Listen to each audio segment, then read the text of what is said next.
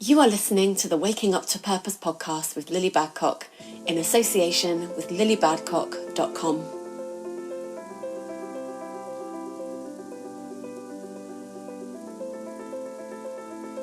What if every challenge you've ever faced was for a purpose? What if every perceived failure was in fact you stepping ever closer to the life you were born to live? I'm Lily Badcock, and I'm here to let you know that you were born with a divine purpose in your heart. And you're here because you know that's true. The process of awakening can be tough. Fired up and inspired one minute and then overwhelmed and lost the next. I've created this podcast to share with you every aspect of my own journey to purpose, as well as the stories of others who have walked the same path. Fear and doubt can place a lot of uncertainty in our minds, but here's what's true. You are needed. Your story matters. Wake up. Rise up. Together we can. Hi everybody, welcome back to the podcast. And I have to say, my guest today is bringing us a full circle moment. Well, she's bringing me a full circle moment. And I will explain more about that in a second, but I would love to welcome Jo Milmine onto the podcast. Jo, welcome. Thank you so much, Lily. I'm really excited to be here. It's so exciting. I'm covered in goosebumps. And the reason this is a full circle moment, everyone listening, is if you've been listening to my first podcast show, The Confidence Academy, which launched all the way back in 2017, then you have Jo to thank for that. And you have Jo to thank for all of these podcasts, actually, because Jo was the expert that delivered the masterclass that I watched back in 2017 when I had this harebrained idea that I would start a podcast with no idea what a podcast even was, let alone how to do one. And Jo and I are both part of something called the Female Entrepreneur Association, which I've mentioned lots and lots of times before. And Jo was one of the experts that had, like I say, had delivered one of these bundles, and it's thanks to you, Jo, that my podcasts are even on air right now. So I want to say thank you first and foremost for that. Oh, I'm so excited. I'm glad you found it really useful and went out and launched shows and are helping people everywhere with your show. So it's awesome. It's brilliant. And you know, it wasn't just that you helped me launch my podcast. You really gave me my voice, because up until the podcast, I had been trying to get my voice heard, to get my message out there. Like, I knew I had things I wanted to say, and I tried blogging, I tried YouTube. And the thing with video is I'm just quite a lazy person, to be honest. Like, I can't be asked with the editing, like, and if I've got to put makeup, I mean, you can see the state of me right now. Thankfully, no one else can, because you guys have got audio only. But, you know, this is how I roll. I'm a mum, and I can't be asked with putting makeup on all the time. And so I had hit brick wall after brick wall after brick wall, trying to get my message out into the world. And when I did the podcast, it just seemed to make it so easy, because all of a sudden I was being heard all around the world. I mean, I've lost track of how many countries the Confidence Academy podcast is now being listened in. It's over 30 though. It's countries I've not even heard of. And even this podcast, I mean, we're only a few weeks old. Where are we now? I think we're almost 2 months old here now. And already we're in 6 or 7 countries, I noticed the other day. So what up to everyone? I know that we've got people in Australia, there's people in Germany, all over the US, and obviously the UK as well, and several other places as well. So hey to everyone listening. I'm waving, by the way, you can't see that. I'm waving and Jo is clapping excitedly. But you know, I don't know. So let's start with that, because tell everybody, first of all, who you are and what you do. And then I'm really interested to know how you got into podcasting, and whether you ever knew that, you know, when you made that bundle for FEA, did you really realize the impact of what you were doing in that moment? Cool. So a couple of questions there, and I do tend to get a little bit rabbit holey and excited. So you'll have to bring me back if I don't answer the question, I'm afraid. I'm not the one to talk. I'll be on another tangent by then anyway, but let's see what happens. I normally remember eventually and come back to it. But so I'm Jo Milmine. I am the host of the Shiny Bees Knitting Podcast, which is 8 years old next month. So a Wow. long time in podcast years. And it was a podcast that I started after I left the RAF. I was an officer in the RAF for 6 years. I was an aerospace battle manager, a weapons controller. Whoop. And you can go look up what that means, but basically it's like air traffic control and a lot of talking on radios to pilots and all sorts of other sort of assets. And I decided to leave the military, and I ended up getting pregnant and started to knit, because that's what you do when you're having a baby, right? And I'd learnt to knit when I was younger, and my granny taught me when I was about 6. I was a very kind of crafty child, always mauling with something, doing something, fiddling with something, making something. And her nickname for me was Shiny Bees. That was like her pet name. So that's where the name of the podcast came from. And I decided to start it in rural South Africa, where I lived at the time. We'd moved overseas. I didn't know anybody. It never got colder than 25 degrees, so nobody knitted. And I'd just kind of been dropped into this really different environment where I didn't have anyone around me, and I didn't have any kind of community, and nobody knitted. And I did have friends, but it wasn't the same, like, figuring out interests and all that kind of thing. So I started to blog, and I was writing about all of this crazy stuff, like Billy, the boomslang snake that lived in my garage, and the warthogs that would eat my grass. And I had this friend called Martine. We're still friends now.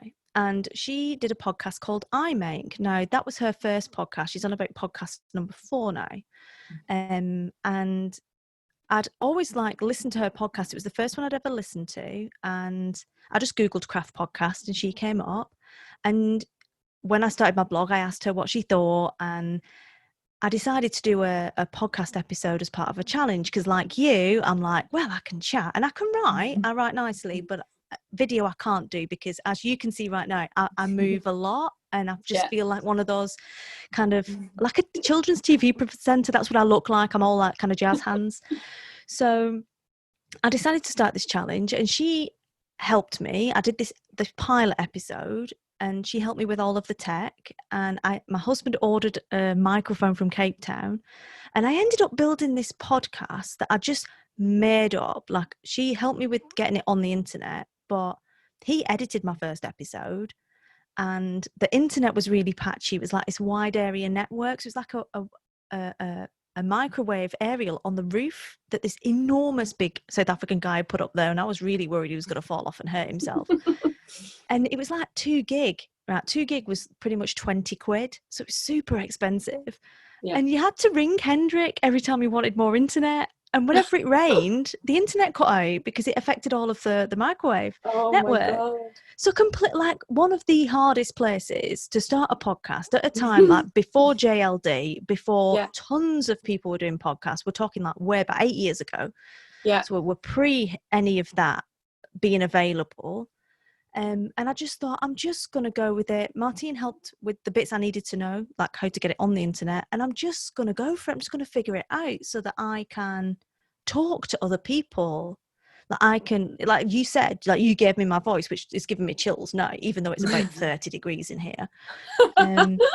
Because it was a way of reaching out to people and talking about my experiences and the stories. And it sort of grew from there. So then I had a subscription yarn business for a while, subscription box business, and that I had to close because I was moving overseas again. I've moved I've talked about 8 different places with the podcast and kept it going during all of that. I've now got 2 kids, not the one I had when I started. And there's just been so much kind of that has happened during that time.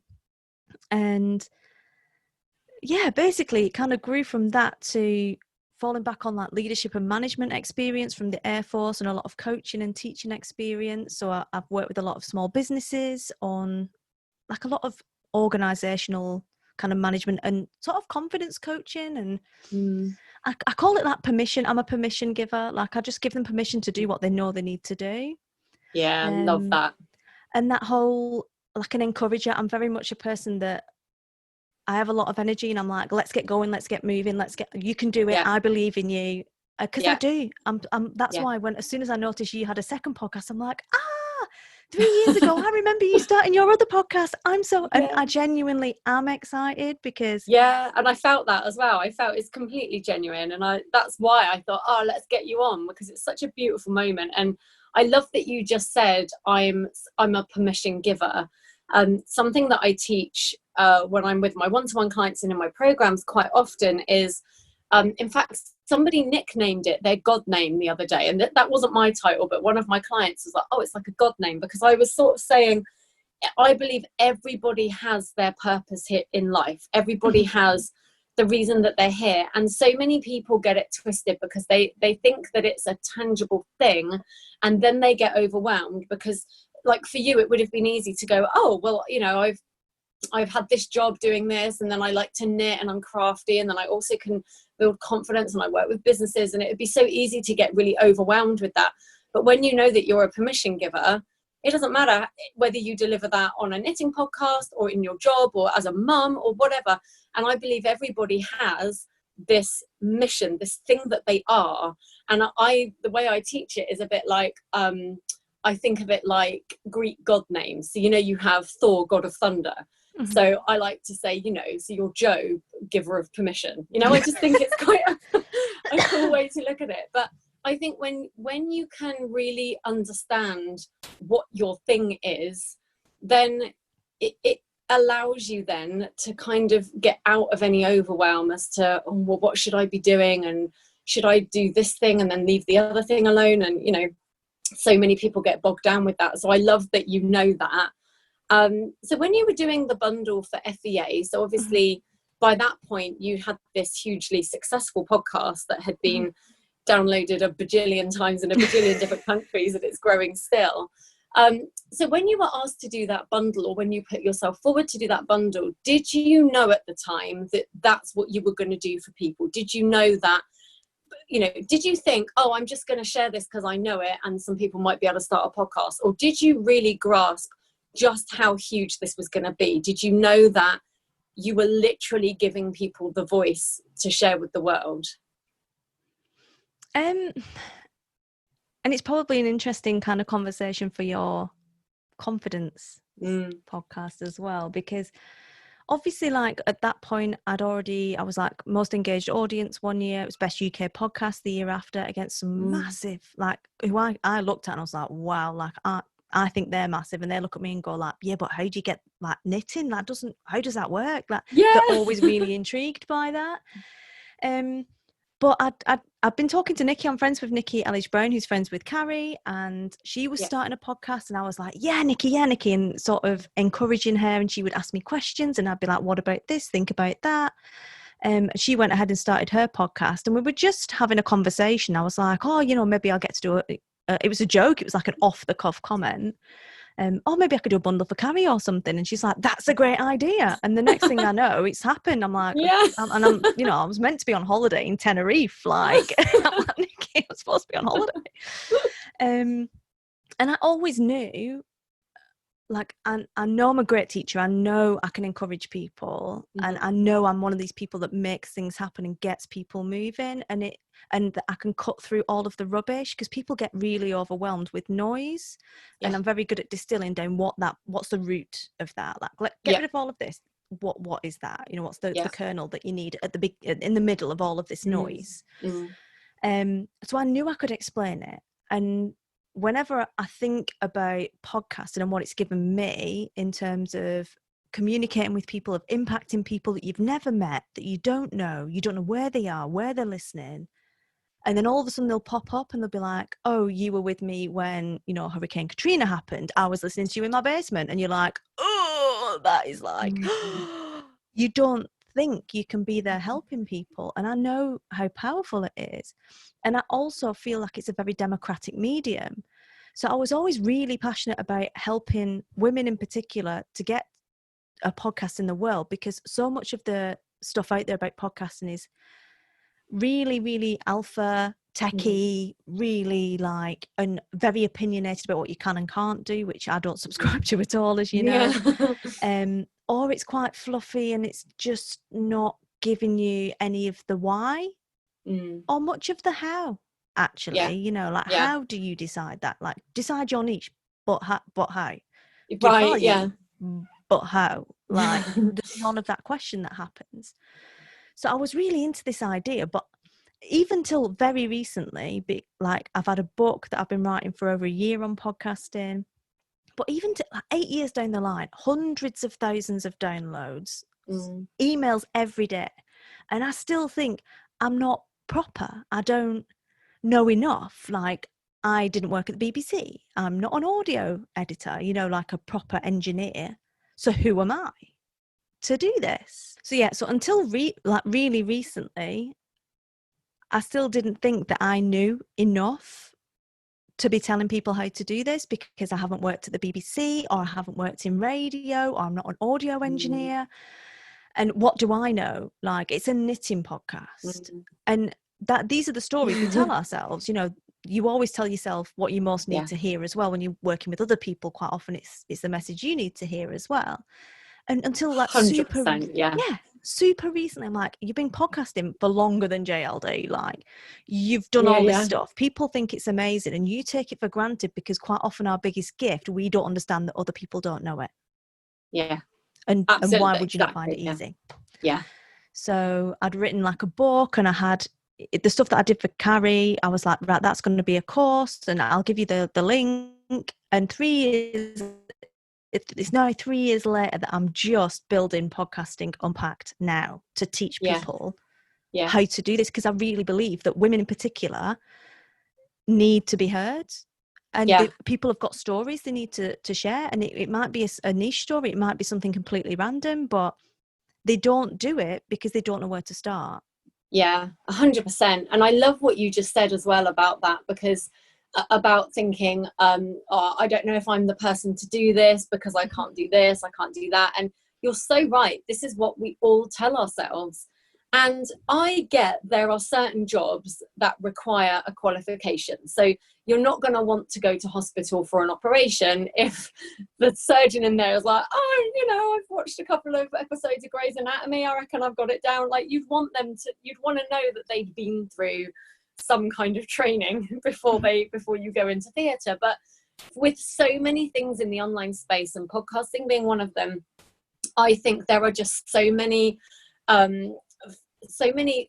ways that information can be delivered. And actually, for me personally, I wouldn't resonate with anything that was too structured, or certainly anything that was going to try and box me in, because I'm not someone to be boxed in. There's a great film called The Other Guys, and there's a quote in it where he says, I'm a peacock, you've got to let me fly, which I think is hilarious because they don't fly. But anyway, it's like, that's what I feel like saying, like, I'm a peacock, you got to let me fly. Like, don't tell me even I've been in little podcasting groups on Facebook, and the conversations in there are so many rules that people think, and that's what would stop someone. But, just talking about the Confidence Academy podcast for a second, and the amount of overwhelm and self-sabotage I went through even to get that into the world. And I literally only did it because I had told people it was coming. If I had not done that, I probably would have talked myself out of it. But in the end, I was like, oh, I have to do it. And I'd announced, it's coming. First episode's going to be on this day. It's going to be on a Friday. And I had my guest interview lined up. And then even on that day, the lady that was going to be interviewed then couldn't do it at the last minute. And I told you before we went live that I'd made this rule for myself that no matter what, I wasn't allowed to talk myself out of taking the action that I had felt guided to take. And I think, it would have been so easy for me to go, oh, well, she can't do it. So what, I'll just leave it. But I didn't, because I told people they were getting an episode. I thought, well, I'd better bloody make an episode then. So I literally plugged my microphone in to GarageBand, hit record, and I just yabbered on. I just thought, what can I talk about? And it was like, well, I can definitely share 10 ways to thrive in spite of anxiety, because that's what I've done. And, I could have and I have sat for so many times and gone, oh, but I'm not a doctor. I'm not a mental health expert. I'm not a therapist. Like, who am I really to talk about this? But I think the reason that podcast was so popular was because of that. I wasn't talking out of textbooks. I wasn't telling people how they should feel. it was more the opposite. It was like, no, it feels like crap, but you're going to be all right.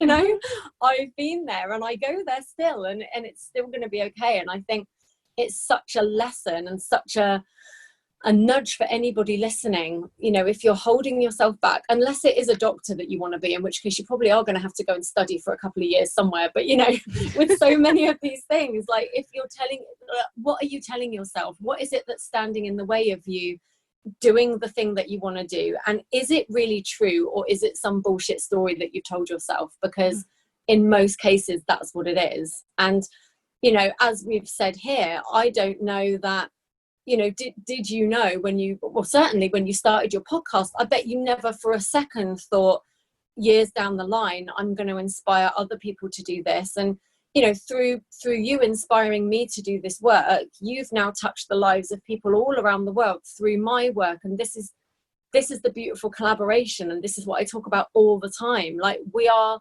here as a collective, we're stronger together, and nobody is here for nothing. And I bet when you started your little knitting podcast, you never for 1 minute thought you were going to impact lives worldwide. And this is my one podcast, like, and I don't know how many podcasts have got started thanks to you, but that's some powerful impact that you've had all around the world, ongoing, and continue to have. So, I mean, what a great reminder to everybody to, you know, don't ever tell yourself that you don't matter. Don't ever tell yourself that what you do is just fill in the blank. You know, it was never just a knitting podcast. Basically, it's never just knitting. I've definitely said that. It's never just knitting. No. And I know, because I remember from the bundle, I know you said that, you know, about your podcast. I mean, yeah, there was a knitting element, and obviously people that like to knit are going to be drawn to that. But there was a real community that grew from that. And that is powerful. And I bet, you know, in lockdown, I mean, I know you've had messages from people saying, oh, you've been my buddy in lockdown, because in this time where people have been so isolated, I think podcasts have been a saving grace for so many people. And it's the episodes we listen to are uplifting and amazing, but it's often the communities that are attached to those podcasts as well. And that's where people are brought together and really find the support and really start to feel like, oh, I'm not on my own. I'm not on my own with my struggle in mental health. I'm not on my own with my love of knitting robins with bobble hats, or whatever it may be. You know, people find their people. It's powerful. It's so powerful. So in terms of, obviously this podcast is the Waking Up to Purpose podcast, but I have said for some of these interviews, this may well also go out on the Confidence Academy as well. So if you're listening on there, let us know. When it comes to your own life, how do you feel about purpose? Is purpose something that you give a lot of thought to? Do you feel like you have found yours? Are you living your purpose? Like, just give us an insight into that for the people listening. Well, I mean, obviously it's kind of my opinion as what purpose is. And I think purpose, like you said, is different for everyone, and everyone has a different idea about what that means to them. Yeah. And I think if you've always known you wanted to be, say, a pilot, like, your purpose is quite clear, like that's all you've wanted to be, and it's very easy. But for a lot of us, we don't know that, and we are buffeted by external influences, and we're not sure like how it fits into things, and it does feel like it has to be like a thing you can hang your hat on. Yeah. And certainly when I was younger than now, that did feel like a thing. And there was a time where I'm like, I don't even know what I'm doing, and why am I here? Like, that, you know, it's just a knitting podcast, this is a joke. Like, I used to be in the Air Force and doing all this crazy stuff, like big time job, and now I'm just like messing about in my living room with some needles. And like you said, like, you don't understand where the ripples go. So to try and pin down purpose to one thing is very tricky. And I don't think purpose is one thing. I don't think you can say like, my purpose is to be a permission giver or a cutter through the bollocks. Both are interchangeable for me. Like, you know, cut through the bull and find out what the core of the issue is, or to be a super cheerleader. Like, they're all part of it. Yeah. But I think your purpose shifts a little bit. And you're always being nudged towards your purpose and what it is. And it's about fine-tuning that, yes, this is the right direction. This is not that, I'm not that sure. And sort of coming, the path winds, but the amplification gets smaller as you get more sure and you get more input. a more positive feedback that this feels great and it's having an impact, and this feels like it's a good thing, as opposed to purpose, which feels like a very intangible thing to achieve, another thing to achieve. Yeah.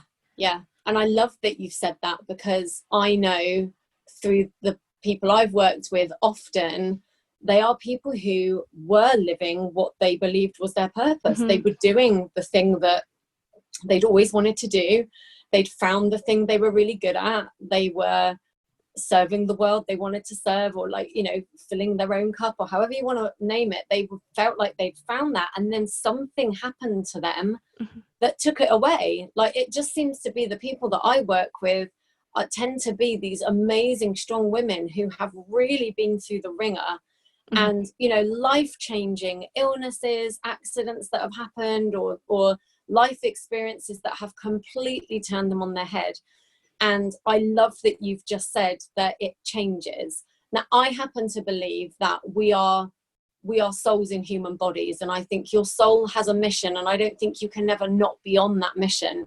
But how that mission looks can definitely change, because life can change, and you can be taken through, you know, a transformation, and sometimes not a positive one. And so many people on the other side of that are then left feeling purposeless. They feel like, oh, I had it and now it's gone, and I'll never get it back because of this and that. And, you know, and I love that you've touched on that, because hopefully if there's anybody listening that puts themselves in that category, then hopefully you're getting from this conversation that there's always another turn in the road, or there's always another, you can always course correct. Like, you are never, I believe, if you're living and breathing, you're still purposeful. There is still a reason for you to be here. I remember having that conversation with my nanny, actually. We lost her a few years ago now, but she lived to the ripe old age of 94. And when she was 93, she'd spent some time in a home because she'd been unwell, and then she wanted to come home, and we eventually got her home, but she was really depressed. And, you know, she was like, oh, I don't even know why I'm still here, because, you know, my husbands have died and most of my friends have died, and what am I good for anymore? And I said to her, like, I don't know, Nan, but like, there's obviously a reason, because I just think when you're done, you're done. And, you know, she was 93 and she fell down the stairs, she cracked her hip, she caught pneumonia. And I was like, if that isn't going to see you off, then there's still a purpose for you being here. Like, you're not finished, Nana. Yeah, you're not done. You're so not done. And we had some amazing conversations, and she was a very religious lady. So I always brought it back to faith for her, because even when she was really depressed, I knew what she believed in her heart and soul. And I thought, it doesn't matter how lost you're feeling or how sad you're feeling, I know what you believe in your soul and in your heart. And so I would say to her, like, God's not through with you, obviously. And I even said to her, I really believe you're here for me, because she taught me so much in those last sort of few months where I would visit her.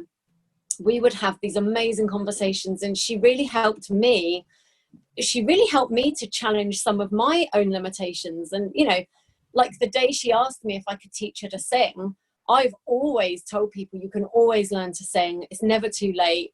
Like, you know, there's never anyone I couldn't teach. That's something I say a lot. And here was this 93-year-old that had never sung at 93. And she was like, can you teach me to sing? And I was like, I'm going to be honest now, I don't know. Like, that's a challenge.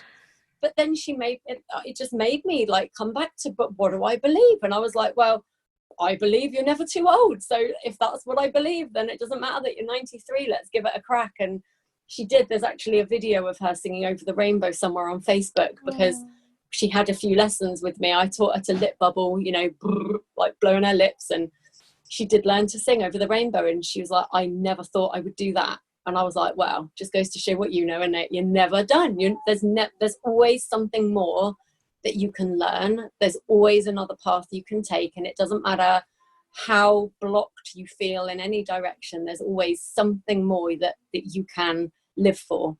And she still teaches me to this day. I still remember, you know, the epiphanies that I would have after driving home from our house. And there's one that I shared it on the podcast. Actually, it might have even just been last week about,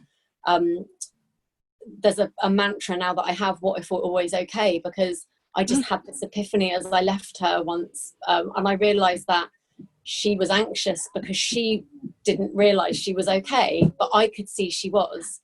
And then I had this big thing of, well, what if we're all being watched, and what if we're all okay as well? And even in our biggest moments of panic, what if there's someone watching us going, what are you worried for? Like, you're all right.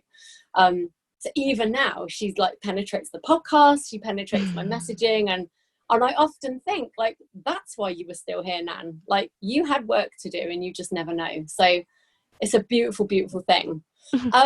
There was one more question that I wanted to ask you, and I just think, to anybody listening, and like I say, I think this episode is going to go out on both shows because I think we've touched on all of the things here.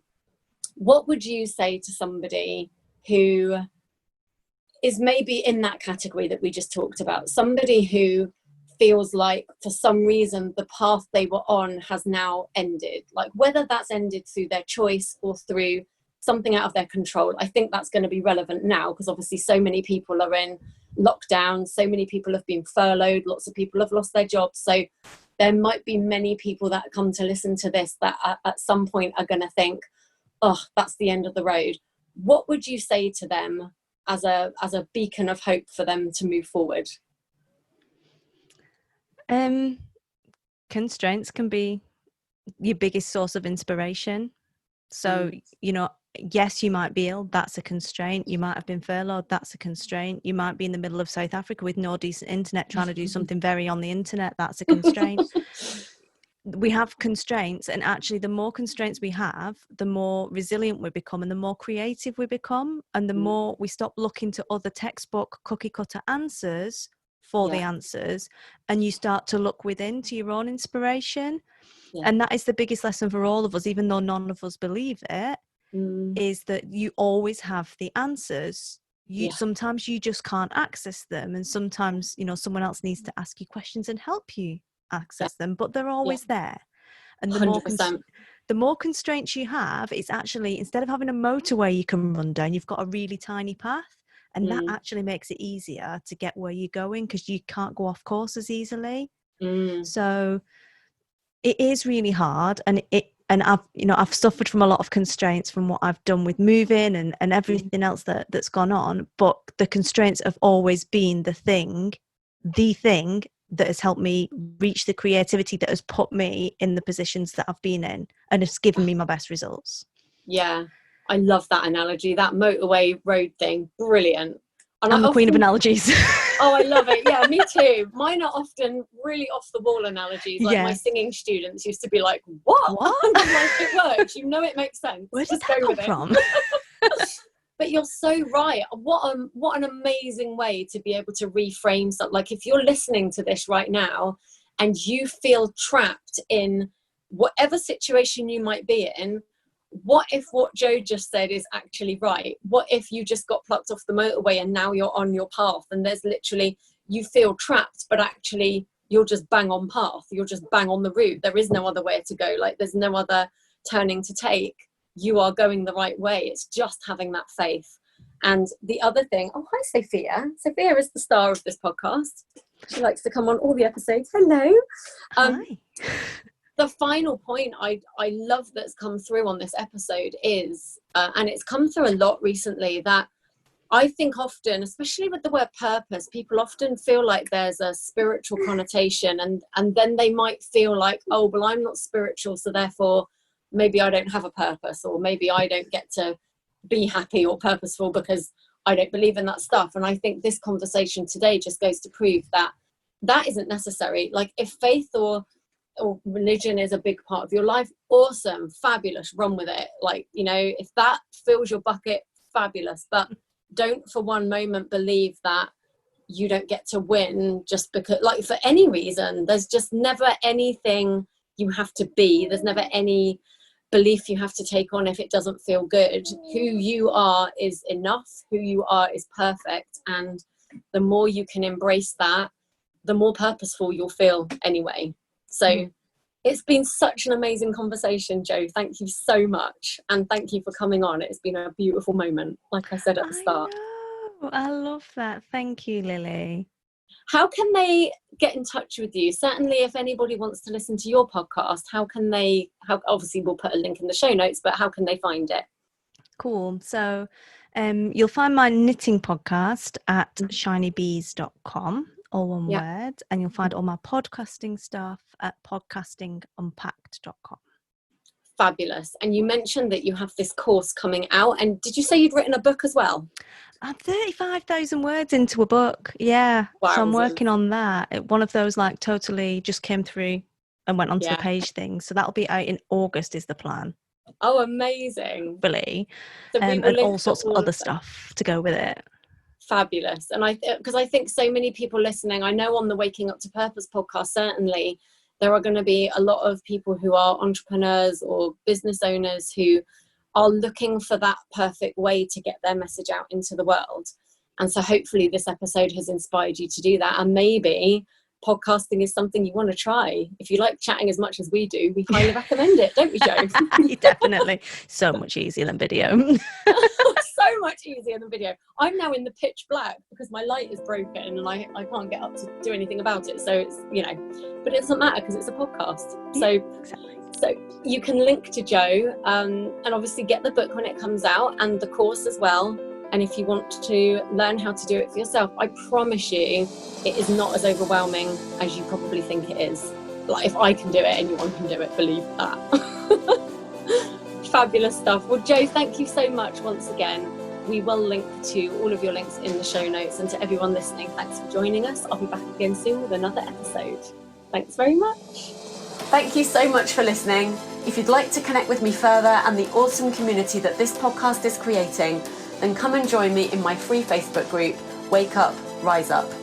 Every Friday, you can join me for a live Q&A in that group, and the links to do that are in the show notes for this episode. If you love the show, please leave me a comment and review on iTunes and share with anyone you know who might love it too. In the meantime, have an awesome day and keep shining. It's time.